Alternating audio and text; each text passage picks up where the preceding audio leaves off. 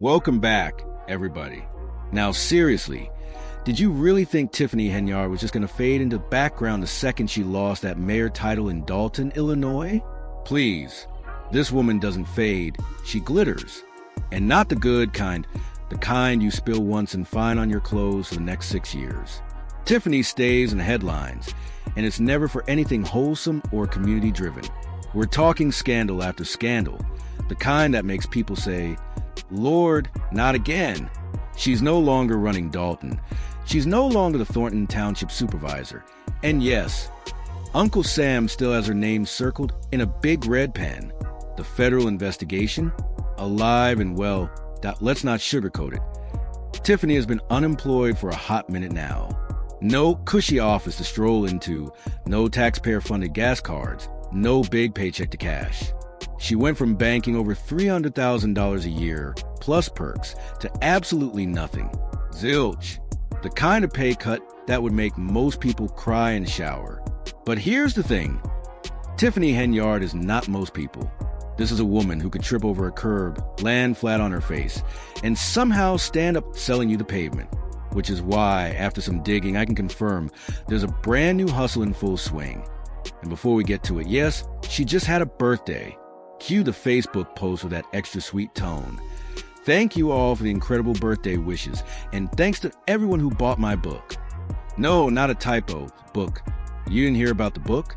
Don't worry, Tiffany made sure you would. She even added, "It's sold out in minutes." I truly appreciate all the love. If you missed it, no worries. You can still click the link and order your copy. Don't get left behind. And of course, she closed with that signature catchphrase she loves to sprinkle around. Remember, I love you, and there's nothing you can do about it. Sounds Hallmark perfect, right? Yeah, but you know we're side-eyeing it. Here's the kicker. It's called Standing on Business. Price tag? $99.99. Let's just call it $100 to save time. And for that, Benjamin, you're getting Tiffany's personal story, how she went from mommy moves to making history. She says it's bold, raw, transformational, a purpose-driven journey. According to her, it's the kind of thing that's going to leave you inspired and ready to conquer the world. According to the internet, it's the kind of thing that's going to leave your bank account 20% lower on grocery money. Because let's be honest, you're not here for her self-published bold and raw journey. You're here for the comment section. And baby, the internet delivered.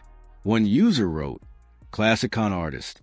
One hustle dries up, and boom, they're on to the next. Another chimed in, "Why pay $100 for her book when court documents are free?" Someone else couldn't resist, "I'll wait for the bootleg at the barbershop." And my personal favorite, "These books are now available in the clearance bin at your local trash can."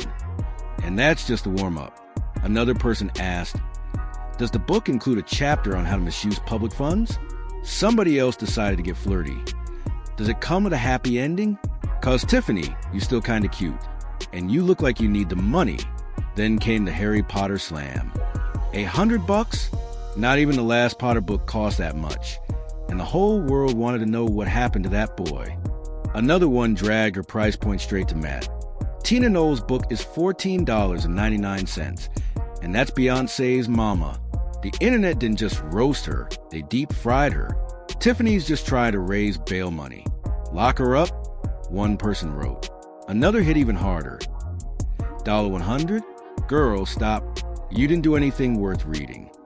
Only one guy, Lamont, showed up to congratulate her, saying, "Tiffany Henyard, congrats. Great job."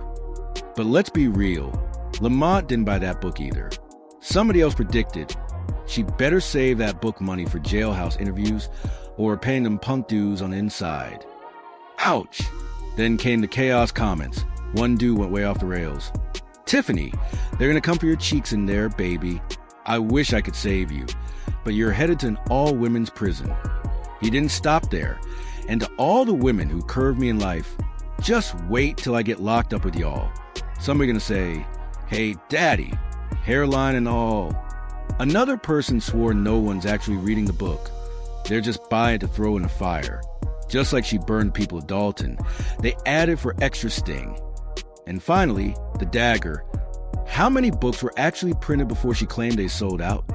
That's where the smoke hits. Because deep down, we're all asking the same thing. Does Tiffany even have fans? Or just followers watching the train wreck in slow motion? She's banking on her version of history being worth $100. But the reality? This is just another hustle.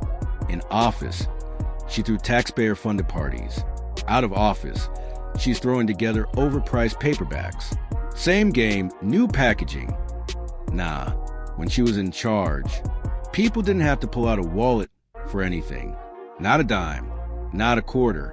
You could walk into her events, her pet projects, her community initiatives, and everything was free because she made sure the bill went to someone else.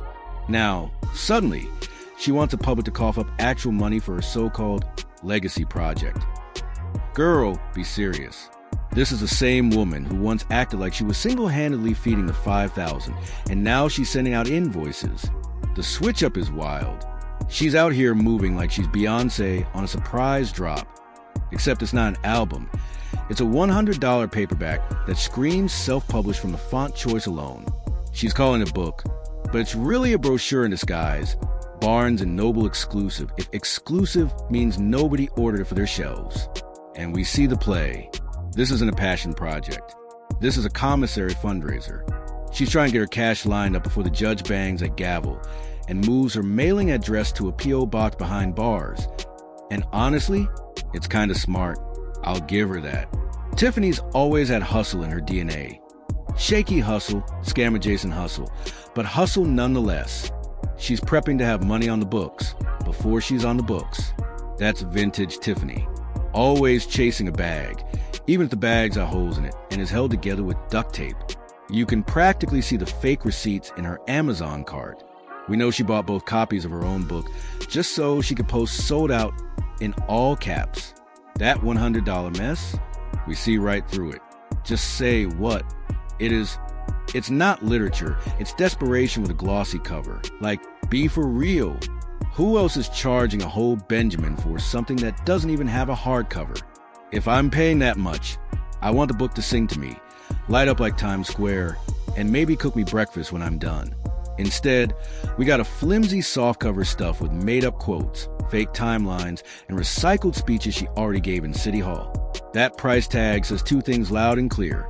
One, she's still convinced she's that girl. And two, she's scrambling to resurrect a lifestyle that's been dead and buried since the last FBI raid. And the sold-out flex? Please. Maybe 3 people bought it. Maybe, and that's me being generous. She's walking around like she cracked the New York Times bestseller list, when in reality, she's closer to the friends and family section at Office Depot. When God hands you a platform, you're supposed to protect it. You don't set it on fire for Instagram likes. But Tiffany, she took every blessing, flipped it upside down, and shook all the coins out of it. Now, with her 6-figure job gone, her influence gone, and her credibility gone, she's left pushing a $100 memoir to anyone who'll listen. Here's the truth. Tiffany Henyard doesn't have supporters. She's got spectators. People aren't showing up for her truth. They're pulling up for the train wreck. This isn't a brand strategy. It's panic in real time. The spotlight left, the clout train pulled out, and she's still on the platform trying to sell overpriced merch like a washed-up opening act. And I swear, if she launches an OnlyFans next, you already know she's slapping a $100 subscription on it too. And some poor, curious soul will still pay. All right, switching gears. Fellas, circle up. Let's talk. You ever had to line yourself up? No, not your haircut. I'm talking about those lonely moments. Just you, your thoughts, and your right hand. Don't get shy now. We've all been there. Somebody once asked me, "Yo, when's the first time you got caught?" Man, I couldn't even tell you. From like 94 to 09, there were a few close calls. But I can say with pride, Grandma never caught me. This dude, though, different story. His grandma walked in, no knock, no warning, mid-stroke. Door wide open like he was auditioning for a reality show.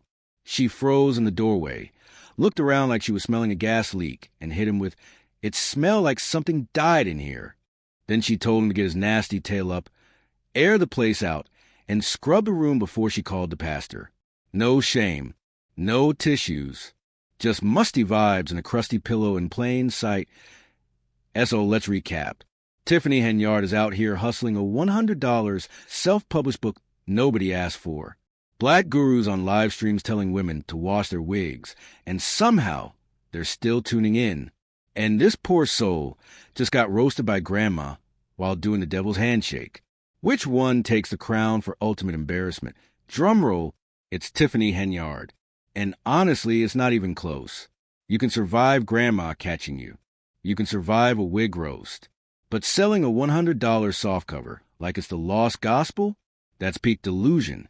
You've got no office, no income, no real power. And this book is your last desperate shot at staying relevant. OnlyFans might be next. And if it is, well, I might subscribe. Kidding. Mostly. But let's be real, it's over, Tiffany. The streets have spoken. The jig is up, and the dust is settling right on top of you. You had the platform, the bag, the chance to do something real, and you fumbled it all. Now all that's left is a $100 paperback, a faded title, and memories of what could have been. That's my time. Hit that subscribe button, tap the bell, and I'll be back with more chaos. Stay dangerous.